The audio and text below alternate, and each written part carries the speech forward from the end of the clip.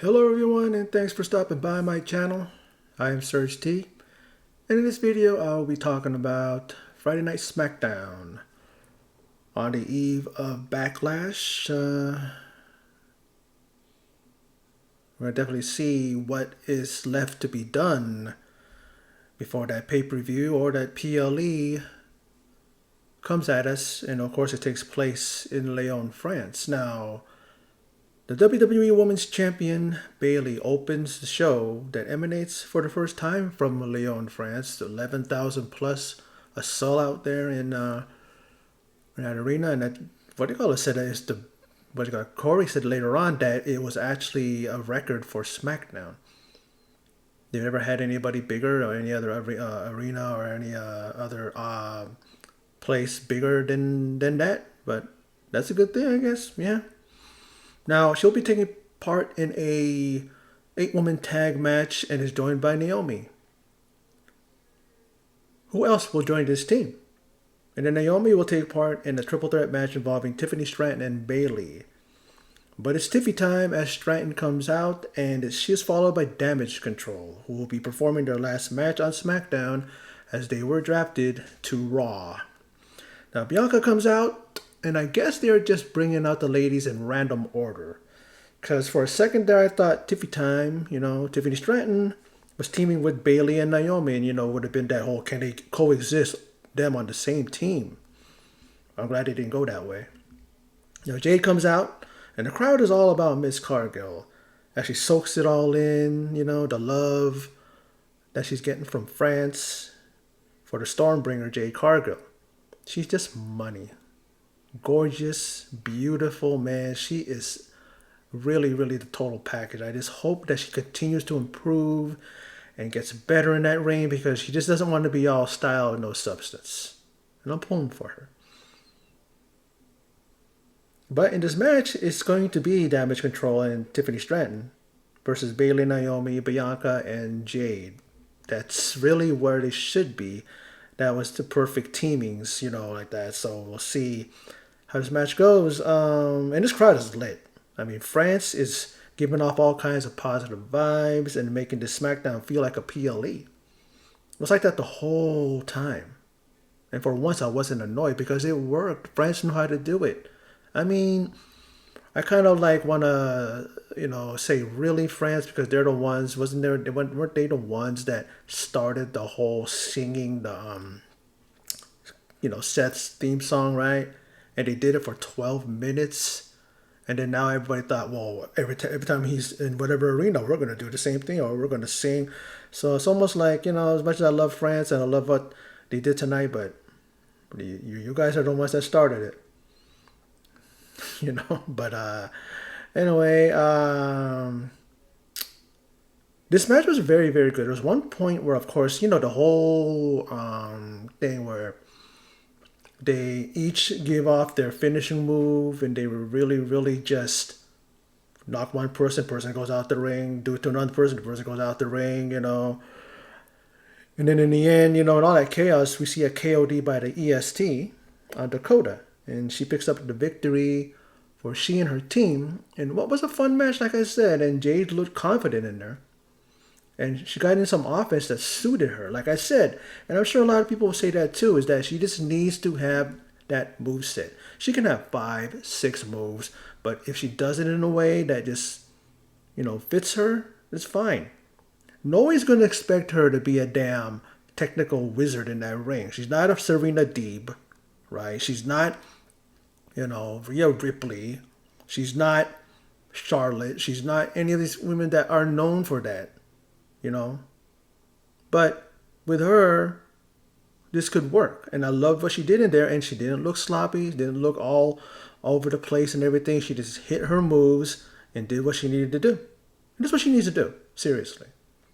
Now, A-Town Down Under are backstage, or in their locker room. And they want to show the Street Profits that they are the smoke as they defend their titles tonight, the tag team titles.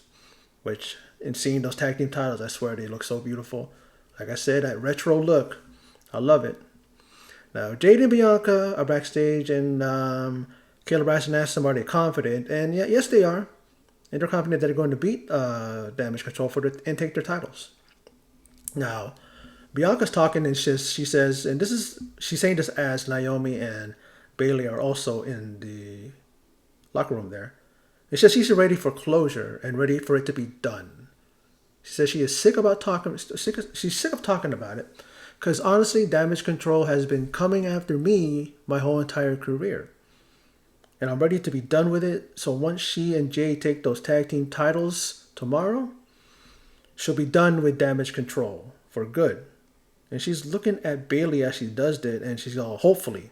And then she kind of feels like, she knew that she kind of got out of line because she was actually looking at Bayley, and I don't know if she's looking at her title too. Like, she wants to be champion still, world champion still.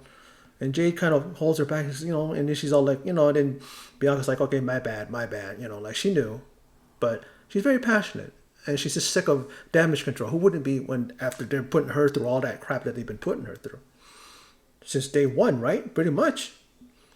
Now, Carmelo Hayes wants to keep the momentum going, so backstage he tells GM Nick Aldis that he is declaring for the King of the Ring. There's quite a few people that did. And the King of the Ring, field is looking very, very good. And the women, I don't know yet. There's no women that have declared for Queen of the Ring yet. Zelina Vega is the defending one, the defending Queen of the Ring. She was Queen. Actually, it was when it was the Queen's crown, And then, her silly attempt at an English accent, which really, I love her, but it's just like, she needed to stop that crap. I think even like Xavier Woods did that too when he was King of the Ring. But no one has declared yet. If that I could recall, unless they declared on damn on Main Event or something, or online or social media. Speaking of that, they said that there's going to be an announcement regarding WrestleMania. I have not looked that up yet. I might talk about that later, because of course I'm going to watch Backlash. I haven't watched that yet. I know it's really late in the day, but Backlash coming on at 10 in the morning. No, I'm not going to get up that morning just to watch it.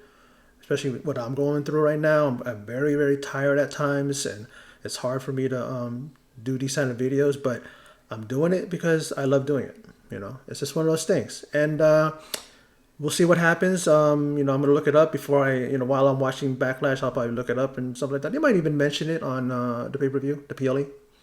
But now, moving on with this, as he's doing this, the Almighty pops in and congratulates Hayes on being drafted to SmackDown, and more importantly, congrats on a very impressive match against Cody last week.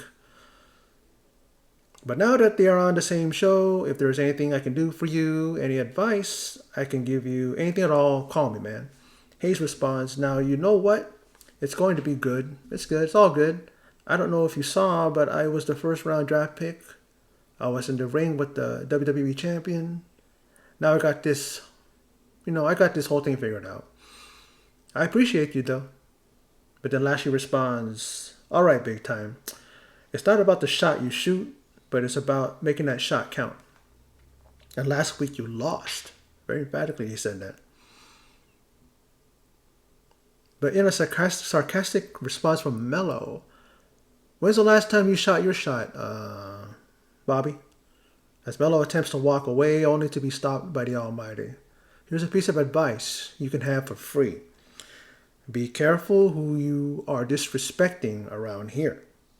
It's true, man, that Bobby Lashley has earned his right. He's earned his respect. So it's just like, got that cocky young man right there. And again, I don't know, he's riding heel and babyface as Carmelo. I mean, he was a major heel just not that long ago against Trick Williams in their feud. And then he was a babyface before that. So where are they going to put him? And there's people saying that it would be great for him to be in there with Bobby and his crew, but that's when they were going to possibly be, the Hurt Business again. But they're the Pride, but they rarely call him that. And the thing about it though is when he said that to Carmelo Hayes, he just had a flippant attitude and he just walked out. I mean, with youth comes arrogance, and he's had a lot of that in spades. But when you're good as him, when you can move like him and look like him and do the things that he does in that ring, I mean, that's going to come with the territory when it comes to how your attitude's going to be. Now, the New Catch Republic, Tyler Bate and Pete Dunne are in action. I'm still trying to get used to that name. and they're gonna face Rezar and Akam, the ARP, the AOP, ARP. What the what that old thing? What about ARP? You know, but the AOP, and they're accompanied by the manager Paul Ellering, Scarlett, and Karrion Kross, the Final Testament. And these two teams are Raw superstars, so they will be doing battle on SmackDown for the last time, just like with the Damage Control. You got people, it's going to be next week, starting next Monday, and then Friday, that's when the rosters take effect. Now, before this match, takes place or starts, we see some footage. We see some footage from NXT as Tyler Bate and Pete Dunne interfere in a match where AOP challenged for the NXT tag team titles, and they cost them the match. The tag team champions, I guess now are Nathan Frazier and an Axiom. You see, folks. Like, I'm a kind of person that even though I don't watch NXT, I do know what's going on. I do know the people. I didn't know they were tag team champions, but I know who they are. It's amazing when you talk to people, and I talk to people, coworkers, and they're like, "Oh, NXT, what's that?" Because they only watch the main roster. And that's fine. But man, me as a WWE fan, I watch everything in WWE. Meaning, I know about that. I know about other things that are going on that's not part of the main roster. I mean, it's just like, what kind of fan are you if you don't even keep up with that? But now, this match was a showcase of New Cash Republic and their tenacity and just like a pitbull-like ferocity. Man, at one point, Bate had one of the AOP, I believe could have been Akam. He had him in an airplane spin. Now, that is what I call, being a beast. It's just like, that's why he is called the big strong boy, because he's a big strong boy. But all that from Bate and Dunne was no match as Kross got involved. He's out there. He gets Tyler Bate and he does a suplex, but then he just makes him spin in the air and lands on the ground, what then? And then we have what's his name? Pete Dunne dive over the top rope. I mean, he stands there and does that thing where he holds the rope and then he slings him over. And then Karrion Kross goes, come on. But then he stands there for like a few seconds and it's like, I thought he was going to hit him. But then he just takes the damn dive on him. And I'm like going, this isn't AEW. Or Karrion Kross. Those guys stand there and wait for like 10 minutes, it seems, and waits for somebody to come down. It's like, I don't know what was up with that. But like I said, all that chaos, and it resulted in AOP hitting their double team powerbomb. And they pick up the victory, and the Final Testament looked impressive. And this is how they need to be in order to get over. I like what I saw. That's what they need to do. Not just come in there and then they're still going to face Bobby Lashley and his crew. Bobby Lashley in one match, they're going to do a tag team match with Street Profits and stuff like that. And then they lose almost every time. This is what you need to do. This is how they need to get over. I like this group. Look at everybody that's involved, man. Karrion Kross, you got the AOP, Paul Ellering, a legendary wrestler who goes, he was a wrestler at one time, but he was a manager. That's how I knew when I growing up. And, managing the Road Warriors, involved in the very first, War Games, right? I believe he wrestled in that match. It's such a long time ago, I forgot. But I know that they were involved in the first one. There's history there. And I want him to be like, you know what I mean? Like, he's there huffing and puffing with that face and stuff. And like I said, I want a reason for him to do that. Not just do that because, that's his character. Like, they got to be like, pushed better, and it's looking like it. Let's do it. They're even getting involved in NXT. Like I said in one of my videos, get involved in NXT. Go over there. Go everywhere and just wreak havoc. Go on main event too. Wreak havoc. Just wherever you need to go. Now backstage, the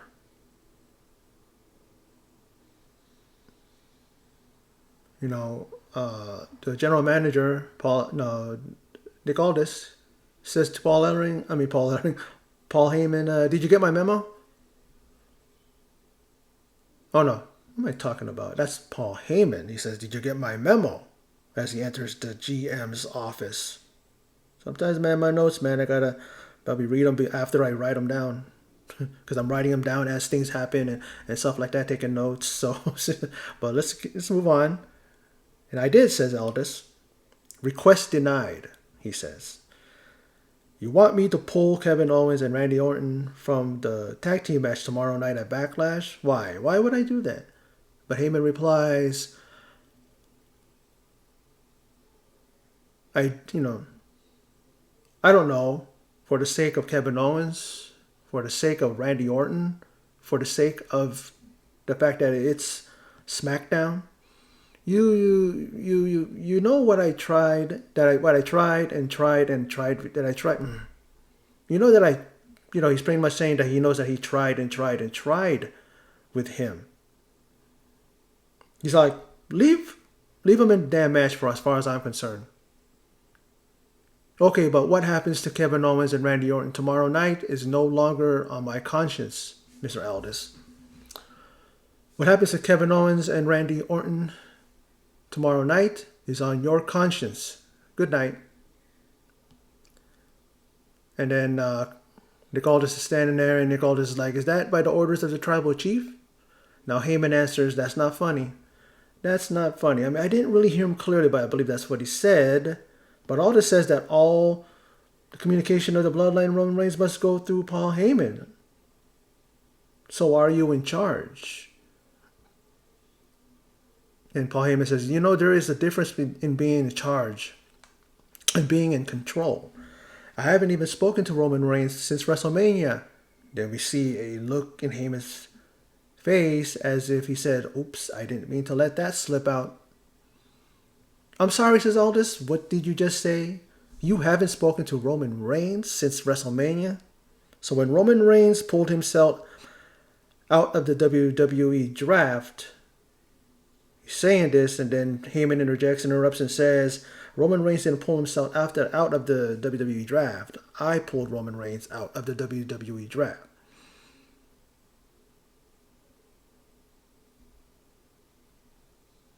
Pretty much saying that you have to understand what I'm going on here, what's going on here. I have no choice. I cannot subject Roman Reigns to the chaos that's going on within the bloodline right now.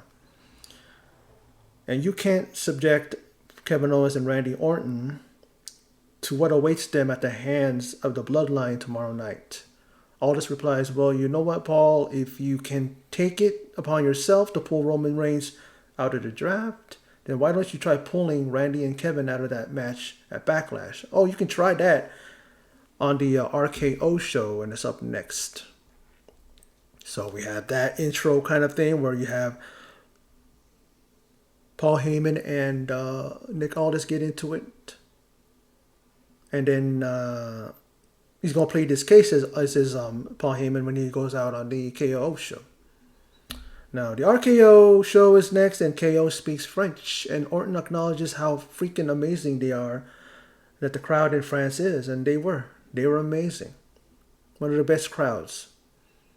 Now, Paul Heyman is the guest and has something important to say, and Orton doesn't want to, RKO him in the usual way. He wants to intro or have a reason to do the RKO.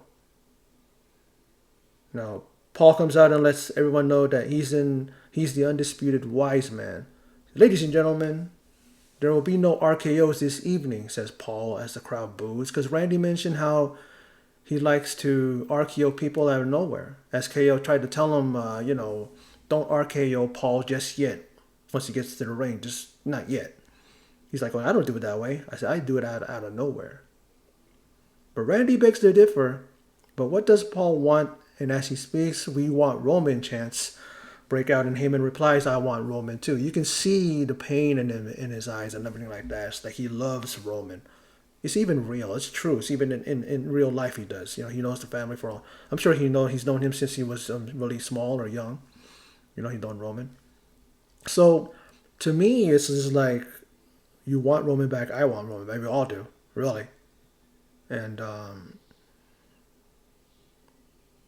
he talks about how he came out because he has great respect for the two of them, KO and Orton.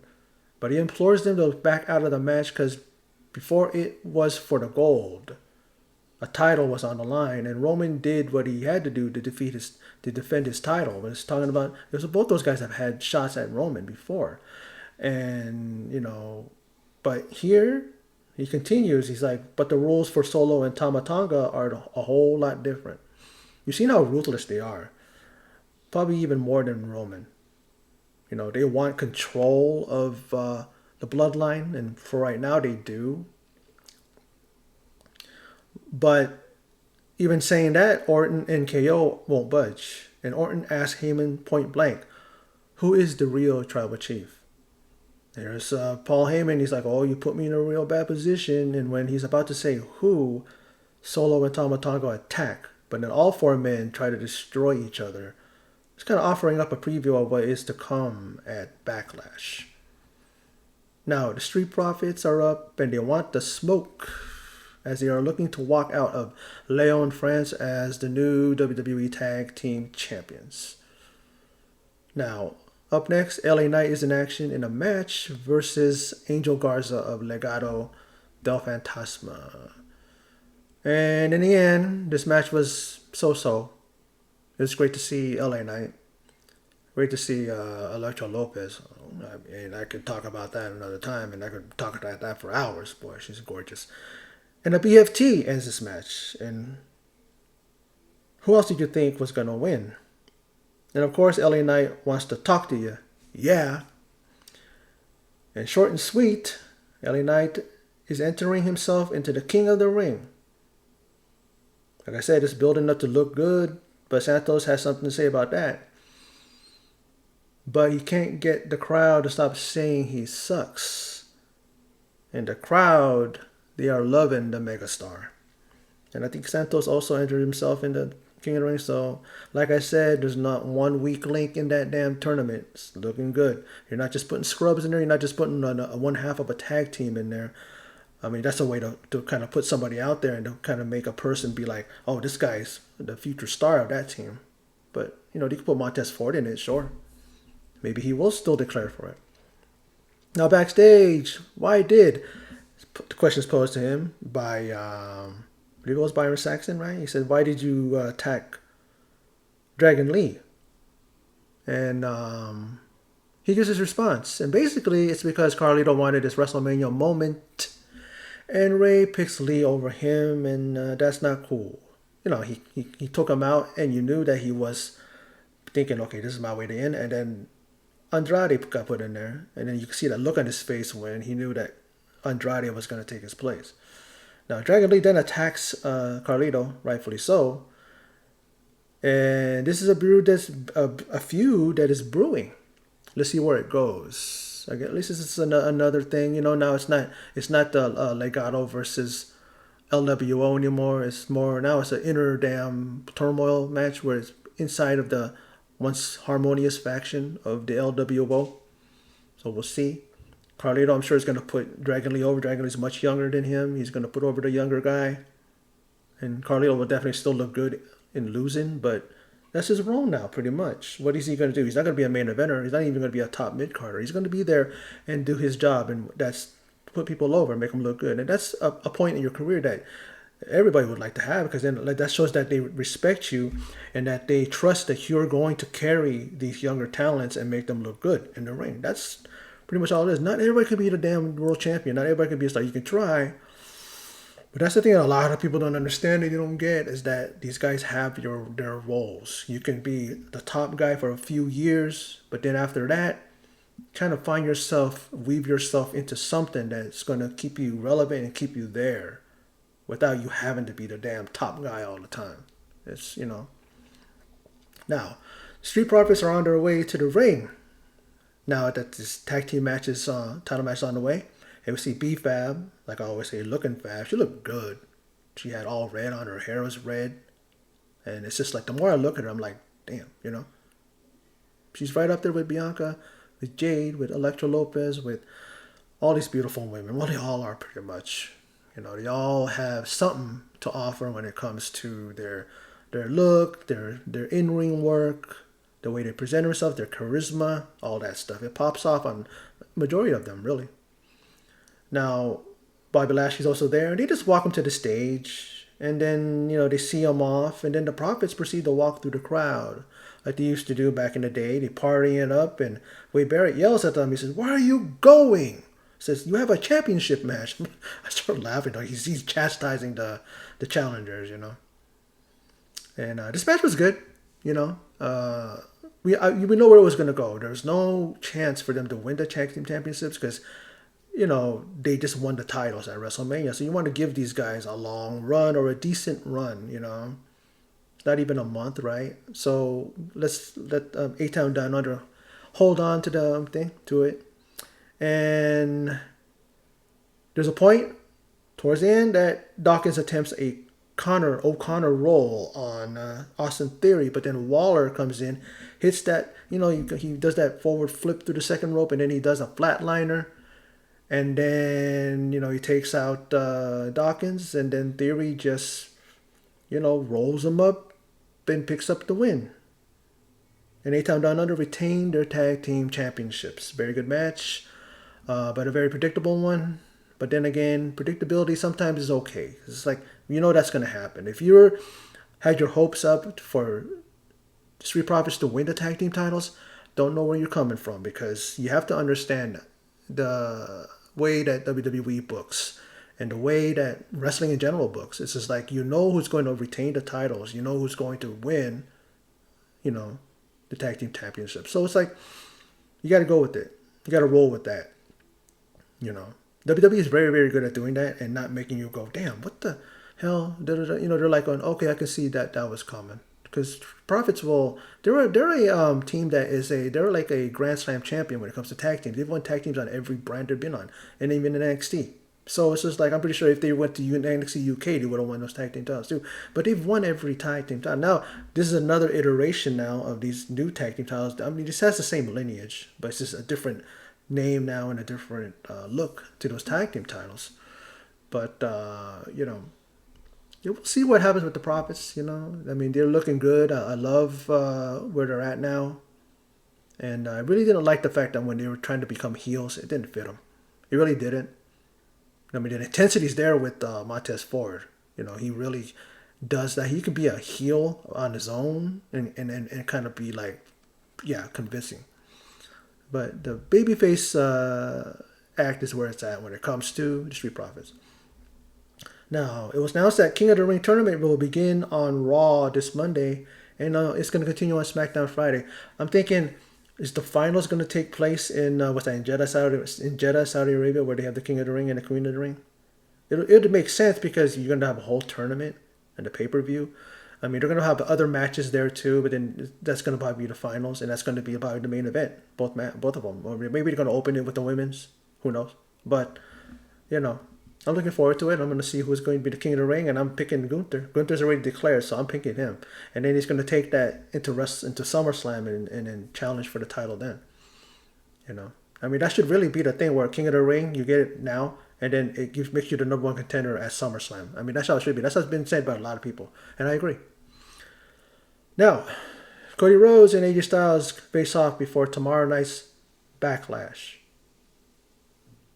And Cody opens with, what he's going to open with. Cody comes out and he says, "So, Leon, what do you want to talk about?"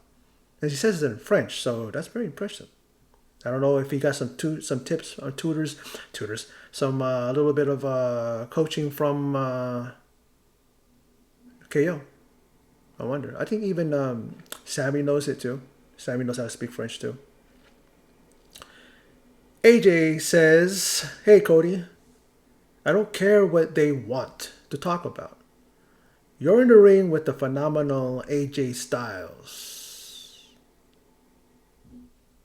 It's almost like you," and then the crowd starts acting up and chanting something. I don't know what, but Styles and Rhodes are looking around, and you see the camera pan out, and the crowd has their hands up, waving them. It's like, what a sight. It looks something out of just like, and then I'm just thinking, what are they doing? What are they saying? I mean, I'm okay with it. I'm loving it, but it's like, what are they saying? I could get some of it, but man, they were like, it's almost like those two out of character. AJ and Cody were just like, damn, this crowd is hype. They're lit. Look at this man. Now Styles continues. I was gonna say it's almost like you're not focused right now, Cody. My thoughts also. I mean, that was my thoughts. It's like kind of like he was into the adulation too much. He says, "You're focusing on all this and not what you should be focusing on or focused on. And it's just like what I said it was just what I said. He kind of reiterated it after I thought it. And I was like, yeah, this is like he was all really into it and maybe not focused on AJ. Now, Cody replies, if you're looking for my full focus, my full attention, AJ, you absolutely have it. From one Georgia boy to another, from one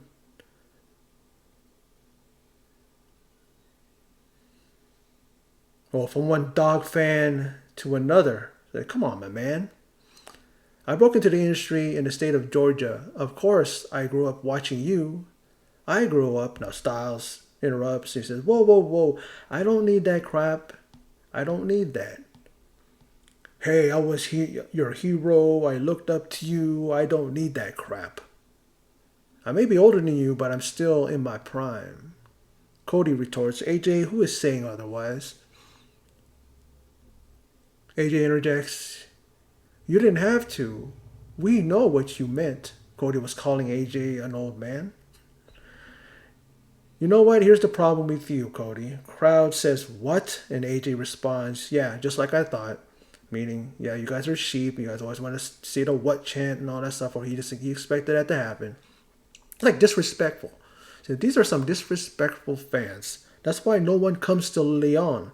And the boos ring out. It rang out before that. I don't know if they heard him say that, but he's pretty much saying, man, nobody wants to be here. You guys are just out and out, just plain rude. Now AJ continues, you see, we were never on the same path. You had the path laid out for you. Because everyone wanted the son of the American Dream, Dusty Rhodes, including WWE. And they welcomed you with open arms. The Olay chant started up by the crowd in Leon. And I'm like, what? I don't see Zayn anywhere. It's like, it says, you love it here, Cody. Until things didn't work out. Until things got a little rough and you couldn't handle it, if you know what I mean. And then Styles does the Stardust hand movement. But Cody smiles. And you left. You packed your bags and you left. Your decision, one I never got to make. Because I was kept out of WWE for years, and when I finally got here, I wasn't welcomed with open arms like you were. The crowd yells, what? Again. He's like, I had to prove myself to WWE. I had to make my way to the top, and I did it all by myself. And that is true. When he made his debut at the Royal Rumble, and you see Roman Reigns was in the ring, the only one there, and it's like, who would have thought? Because I'm a fan of his since TNA. When I started watching TNA in like 2004, and I singled him out as the guy that I wanted to focus on, and he's like a big star. And he never was a star outside of their other promotions, maybe other like indie promotions, but WWE. And the fact that they gave him not once but twice a run with the WWE title, and I look at AJ and I'm like going, I don't remember him in TNA no more. I don't remember him in New Japan. I don't remember him in any other promotion, because it's almost as if he was, trained and prepared and ready for the main roster in WWE. It's like he was there, like he fit. Like it's almost like he's never been anywhere else. It's just one of those things that it just worked for him. I can understand what he said here, and then he did earn it. He did work hard, and he's one of the most respected guys, not only in the ring, not only in WWE, but also in the backstage and in the locker room and all that stuff. I mean, the guy's made it. He's a made man when it comes to WWE, and I don't think he'll ever will leave. It would be surprising if he did, but I don't think he will. He'll retire, and he's talked about that maybe a few more years, or maybe in a short amount of time, he's going to be retiring. But he wants one last good run. Now, Cody, he does nod his head. And then AJ continues, unlike you had a Hall of Famers and legends watching your back at WrestleMania so you could finish your story. Now, I can't agree with him there. Can't argue, I should say. I can't argue with him there, I should say. That's great, says Styles sarcastically. A bunch of guys that I've beaten before. I beat them all the same way. I'm going to beat you tomorrow night at Backlash. I beat them all the same way. I'm going to beat you tomorrow night at Backlash. So pretty much saying that they were easy. I beat them. I went through them. I'm going to do the same thing to you. The crowd's booing as he says this. Now, you see, I'm going to find my way to the top again. and remind you and everyone else that I am phenomenal. And this Leon crowd are chanting again, jumping up and down. I'm like, what are they saying? Then Cody chimes in. Okay, who are you trying to convince? Certainly not me. I said last week, you are the future first ballot Hall of Famer. I also said that you are the modern day excellence of execution. Your reputation is unmatched, but do not disparage my accomplishments in an effort to build yourself up.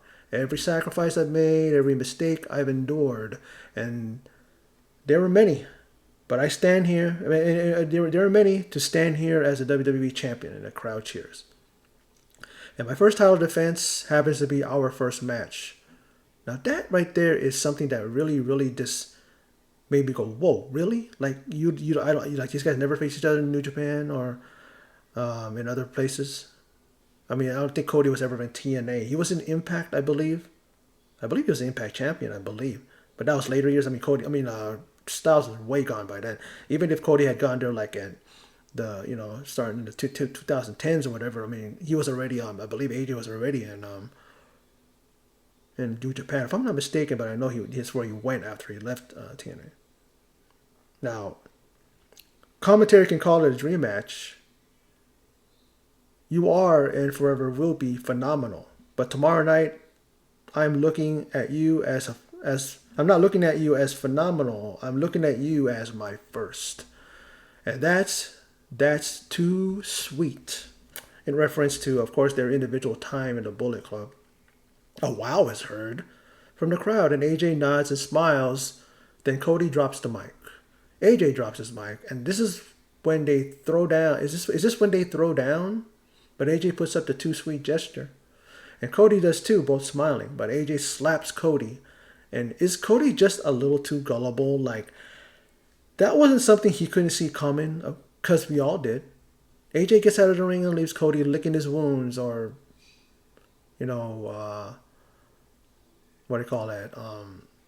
I forget. But, licking his wounds, or was that, because his pride was, Anyway. Then we see backstage and the Bloodline and Orton and KO are brawling it out as SmackDown fades to black. Now, this was a very, very, it's the go home show for SmackDown, SmackDown's go home show before tomorrow night, which is today, but Backlash. And I thought it was a good show, decent.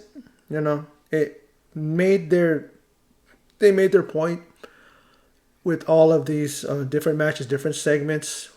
Speaking of matches, there was only 4. It was promo heavy. It needs more wrestling and less talking. Not that it's not needed when it comes to promos and backstage stuff like that, because they're just trying to move storylines along that are connected to Backlash. And they did a good job doing that. But at the same time, I wish sometimes they would just show more wrestling. And when you do promos, let's stick to the people who have the top tier storylines, the world championships, heated rivalries. You know what I mean? Not just let's ask somebody their opinion about this. Let's what do you think about what happened last week? Oh, the attack on this person and stuff like that. And then they're talking for like 10 minutes. So just give a quick answer. That's another thing too. Cut it down. Unless you're AJ and Styles. I mean, AJ and Styles, himself. Styles and Cody, and even like the Bloodline and KO and Randy. Like, why do everybody else have to have like 10 minutes or a long ass promo? I mean, But like I said, I enjoyed this edition of SmackDown.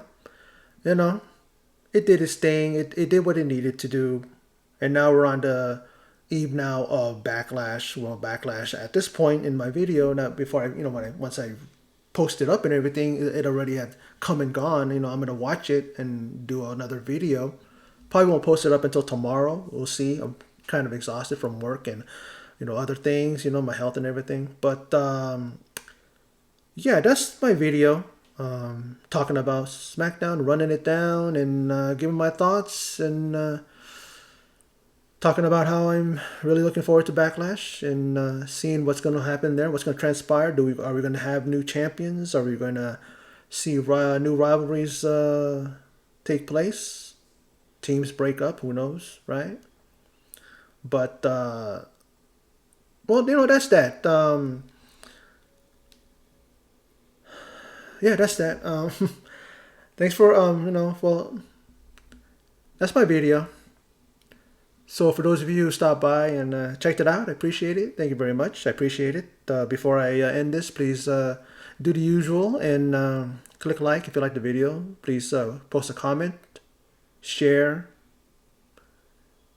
and also importantly, subscribe, because I've seen a good uptick of my subscribers, and I want to thank those of you who have and decided to come on me with this journey in my videos and this channel of mine. Make it stronger, make it more, present, because I we would like people to watch my videos and hear my thoughts. And like I said, comments are very accepting. I accept all comments, critical or request. Maybe videos you would like me to do. Maybe other topics in wrestling you'd like me to cover. I'm all open to it. And like I said, I got a thick skin, I got a thick back, so if you guys want to criticize me, that's fine, because criticism is always good, unless it's only if it's constructive criticism. Don't criticize the fact that you don't like my shirt, or you don't like how my eyebrows aren't trimmed well, or how come you're not shaved, or how come you that headphone, those what do you call it, around your head are too big. Look at all that crap behind you, Some people are like that, you know what I mean? But then again, even that, I would take it. I don't care, because, you're your own person, right? You're your own people. You do what you do. But just be respectful, Don't try to come out just because you want to criticize something. I'm talking about other channels too, where some of you people are just horrid, toxic people that you got nothing going in your life. And you're coming from a guy, I'm going through a lot when it comes to my health, but you don't see me taking it out on people and wanting to take my pain and put it on people. It's like, I don't do that. Like I said, because I'm a thick-skinned person, I can take all this that's happening to me right now and just roll with it. And just live and just go to sleep and wake up to another day. That's all we can hope for, right? That's all I can hope for. But anyway, again, that's my video. So for those of you who stopped by and checked it out, I appreciate it. Thank you very much. And until next time, take care, and I will see you in my next video.